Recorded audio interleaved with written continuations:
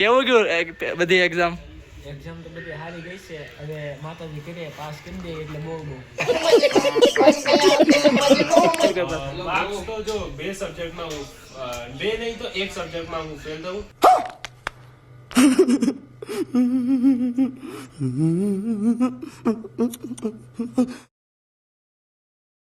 Hello મિત્રો, આજના બધાને મારા જય શ્રી કૃષ્ણ. તો આજે ફાઇનલી મારી મિડ સેમની એક્ઝામ પતી ગઈ છે અને આજે હવે બધાના રિવ્યૂ લેવાના છે કે બધાને એક્ઝામિનેશન કેવી ગઈ છે અને કેવા માર્ક્સ આવશે. તો સૌથી પહેલાં શરૂઆત આપણે સિદ્ધાર્થથી જ કરી. સિદ્ધાર્થ, કેવી ગઈ છે? જો ભાઈ 5 એક્ઝામમાંથી 2 એક્ઝામમાં પૂરેપૂરો કોન્ફિડન્સ છે. આપણે 25 ઉપર માર્ક્સ લાવવાના છે 30માંથી. બાકી 3માં થોડું ઘગું ડગું છે, 20 આજુબાજુ એમ. એટલે બીજી 3 એક્ઝામમાં સટાકા બોલશે કે હું બોલીએ કે એટલે બોલે શક્યતા છે કે સટાકા બોલીએ કે એના પાસ તો થઈ. અહીંયા એક્ઝામ પતી છે ને વાંદરા દર્શન પણ આપી દીધા છે. જય હનુમાન દાદા. અહીંયા વાંદરા હવે અમારી ફિલ્ડિંગ સેટ રાખી છે. ક્યાં સિદ્ધાર્થ? ફિલ્ડિંગ સેટ જ છે, જુઓ તમે. ફોન એકદમ ફિટ પકડવો પડે છે. આ જો મંકેશભાઈ અમારી સામું જોવે છે.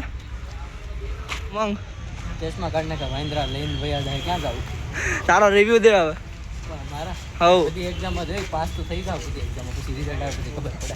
અચ્છા, ટોપ તો કરવાનું જ છે. તમાર બે ઈસી વાળાને તો ટોપ જ છે, એ તો ખબર જ છે. ક્લાસમાં પહેલો નંબર જ આવવાનો છે બેયને. તો મારવાનું હવે ઉપર જઈને બીજા બધાનું રિવ્યુ જોઈએ કે એ લોકોની એક્ઝામ કેવી ગઈ છે અને રિઝલ્ટ શું આવશે. હા, એક્ઝામ દઈને આવ્યા ને ડાયરેક્ટ ફોન જોવા માંડ્યો છે. ઓય, સેલિબ્રેશન સ્ટાર્ટ હો ગઈ. બોલો બોલો, કેવું ગયું બધી એક્ઝામ? એક્ઝામ તો બધી હારી ગઈ છે. હવે માતાજી કરે પાસ કરી દે એટલે બહુ વાહ ભાઈ વાહ. અને અમારા રશિયન સોરી ભૂરિયા માતાજી ઉપર છોડી દીધું છે બધું. માતાજી કરે ઠીક. હા, જય માતા. હવે પ્રિન્સ અને કૃપાલનો રિવ્યુ લેવાનો છે. પહેલા પ્રિન્સને મારી. પ્રિન્સ, તારો એક્ઝામિનેશનનો રિવ્યુ દે. કેવા માર્ક્સ આવશે ને કેવું ગયું પેપર? માર્ક્સ તો જો બે સબ્જેક્ટમાં હું બે નહીં તો એક સબ્જેક્ટમાં હું ફેલ થઉં.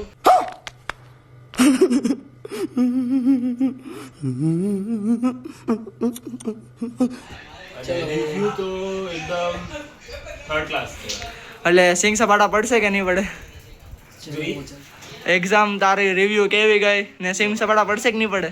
સપાટા તો વાત અલગની વાત, પણ આજે એપ્લિકેશન પેપર એવું લાગ્યું જ નહીં ભાઈ. પેપર આવું પેપર તો કાકા આવું હોવું જોઈએ એમ. હાવ હેલો ને આમ ગપ્પા ગાપા મારવાની મજા આવે એમ. એટલે આમ જોવા જાય તો બધા પાસ તો થઈ જાવ, પછી જોવા જાય પછી આગળ નસીબ કે આપણે આમ. સાચી વાત છે. કિશન, તારે કેમ કે બધી એક્ઝામ પાસ ફેલ સિંગ સપાટા?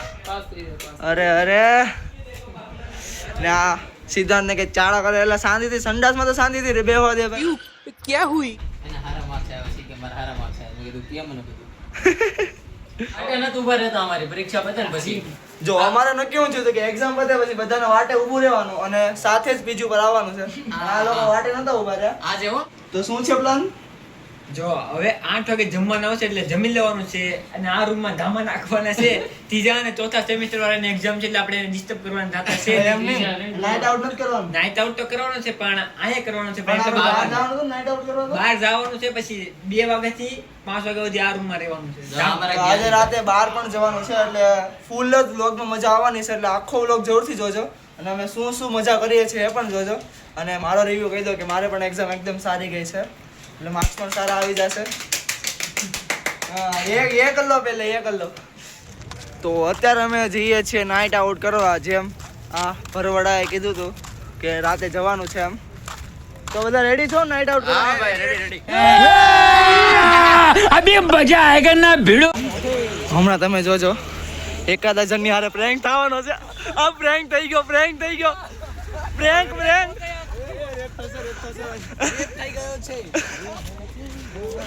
શું થઈ ગયું?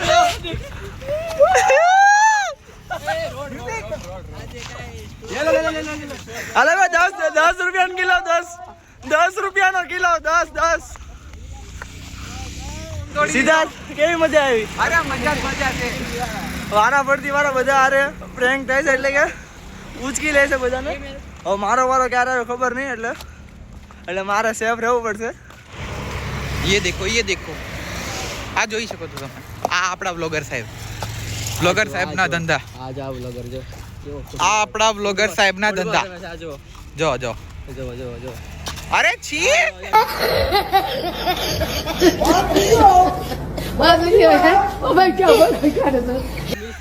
મિસ થઈ ગયું. ઓરા માઇનસ જો સાથ આપે છે જો ઓરા પ્લસ ઇન્ફિનિટી પ્રિન્સભાઈ. એ જો ઓ લોલ. અરે ફૂટબોલ હાથમાં નો આવે. મોટાની દમ નીચે લગાવ ને તું તે બાપ બની લગાવ. અરે આયા પૂર ઓ ઉચકી લીધો. ઉચકી લીધો.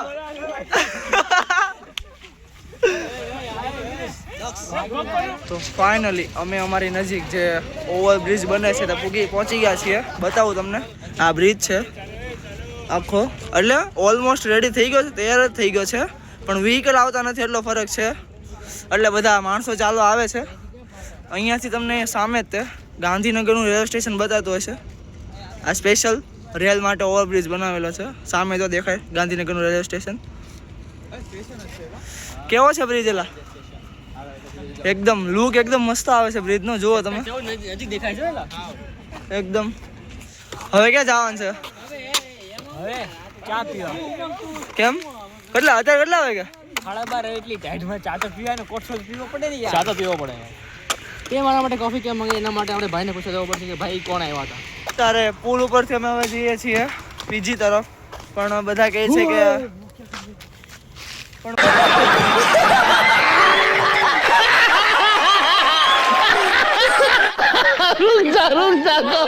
બધા કહે છે કે ચા પીવી છે, એટલે હવે ચા પીવા કદાચ જઈએ તો જવાનું છે, કદાચ નહીં જવાનું છે.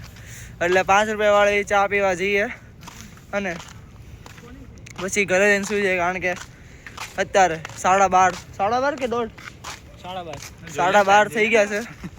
હા, મારી પાસે ફોન છે જ તે. 12:30 થઈ ગયા છે અને પછી ઘરે જઈને સુઈ જઈએ.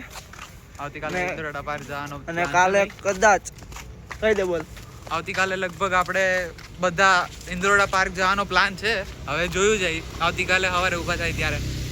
લગભગ તો કોઈ ઊભું જ નહીં થાય 12 વાગ્યા સુધી. કારણ કે હમણાં એક્ઝામ હાલતી હતી એટલે બધાને બહુ આંખે ઉજાગરા બહુ છે બધાને. તો કુંડાળા પડી ગયા, તો કાળા કુંડાળા પડી ગયા છે બધાને. હવે કદાચ જો કાલે ઇન્દ્રોડા પાર્ક જવાનું થાય તો એનો પણ હું વ્લોગ બનાવીશ, અને એ વ્લોગ પણ ખાસ કરીને જોજો એ વ્લોગ. કારણ કે ગાંધીનગરનું ઇન્દ્રોડા પાર્ક કેવું છે એ પણ તમને આખું બતાવીશ ડિટેલમાં. જો મને તો અંદર ફોન લઈ જવા દેશે તો. વચ્ચે બહુ મોટો તો છે એટલે એ વ્લોગ તમને ખબર પડી જશે. જો અમે ઇન્દ્રોડા પાર્ક જાશું તમને ખબર પડી જવાની છે. તો અત્યારે બ્રધર્સ કેફેમાંથી ચા પી લીધી છે અને હવે જઈએ છીએ ઘરે. તો આજના વ્લોગમાં આટલું જ છે. ને જો તમે પણ ચેનલ પર નવા છો તો ચેનલને જલ્દી સબસ્ક્રાઈબ કરજો અને બીજા લોકોને શેર પણ કરજો. તો આજનો વ્લોગમાં આટલું જ. તેવા મળે કાલે. ને એકવાર તમને બ્રધર્સ કેફેનો લુક રાતનો બતાવી દઉં કેવું લાગે છે. તો આ છે આખું બ્રધર્સ કેફે અંદરથી.